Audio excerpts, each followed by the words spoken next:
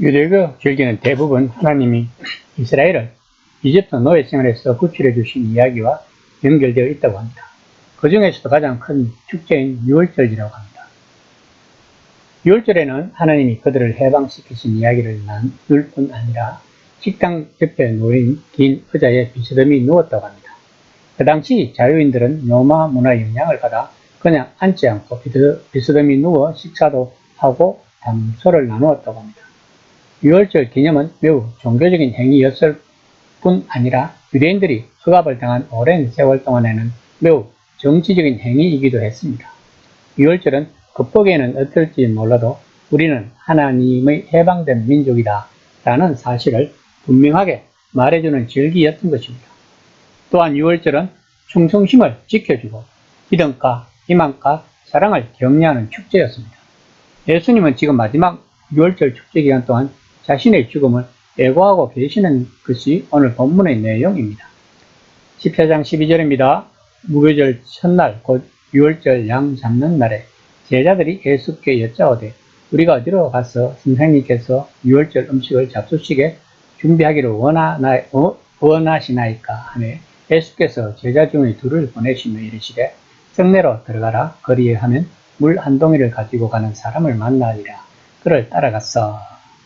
당시 남자들은 대개 염소 가죽으로 만든 큰 주머니에 물을 담아 날랐고 여자들은 항아리에 물을 담아 머리에 이고 날랐다고 합니다. 따라서 그들은 물 한 동이를 가지고 가는 남자를 쉽게 찾을 수 있었을 것입니다. 예수님이 어떻게 그 남자를 아는지에 대해 성경은 말하지 않고 있습니다. 아마도 예수님이 30년 가까이 유월절에 예루살렘으로 올라오셨다면 단골집은 있었을 것입니다. 예수님은 마지막이 가까웠다는 것을 아셨지만 유월절 식사만큼은 방해받고 싶지 않으셨던 것입니다. 이 식사가 자신이 가장 하고 싶었던 말을 제자들에게 해줄 수 있는 마지막 기회이기도 한 것입니다. 그러므로 이 식사를 계속해서 예수님을 따르는 이들을 변화시키는 메시지를 줄 것입니다. 이 식사를 통해 그들은 생명을 얻으려면 예수님의 죽음을 이해해야 할 것이며 그분의 성취를 통해 하나님 나라가 이제 하늘에서 같이 땅에서도 임한다는 것을 알게 될 것입니다. 예수님은 제자들과 만찬하시기 전에 제자들 중에 자신을 팔자겠다는 것을 분명히 말씀하셨습니다. 14장 17에서 18절입니다. 저물매 그 12를 데리시고 가서 앉아 먹을 때에 예수께서 이르시되 내가 진실로 너희에게 이르노니 너희 중에 한 사람 곧 나와 함께 먹는 자가 나를 팔리라 하신대. 예수님이 이 말씀을 하신 것은 나중에 왜 예수님은 제자들 중에 이런 배신자가 있다는 것을 모르셨을까 하는 의심을 하지 않도록 하기 위한 것입니다. 그리고 가룟 유다에게 마지막으로 회개할 기회를 주려고 하셨던 것입니다. 아무리 대제사장들이 가서 예수님을 팔기로 약속했다 하더라도 아직은 돌이킬 수 있는 상황이었기 때문입니다. 예수님의 말씀을 들은 유다의 심정은 어땠을까요? 아마도 굉장히 당황했을 것입니다. 그리스도의 고난과 죽으심에 관해서는 많은 예언자들이 미리 말한 바 있습니다.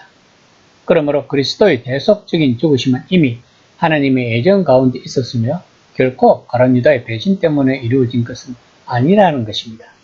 유다는 마치 골고다를 향해 달리는 마차에 뛰어들어 죽음을 자초한 것에 지나지 않은 것입니다. 그래서 예수님은 그에게 차라리 태어나지 않는 것이 좋을 뻔했다고 21절에서 말씀하셨던 것입니다. 14장 22에서 24절까지 말씀입니다. 그들이 먹을 때에 예수께서 떡을 가지사 축복하시고 떼어 제자들에게 주시며 이르시되 받으라 이것은 내 몸이니라 하시고 또 잔을 가지사 감사 기도를 하시고 그들에게 주시니 다 이를 말씀에 이르시되 이것은 많은 사람을 위하여 흘리는 나의 피 곧 언약의 피니라. 본문은 이후 교회사에서 많은 논쟁을 가져온 말씀입니다. 특히 종교개혁 이후 개신교에서도 이 성참 문제 때문에 루터파, 개혁파, 저민건립파로 나누어지게 된 것입니다.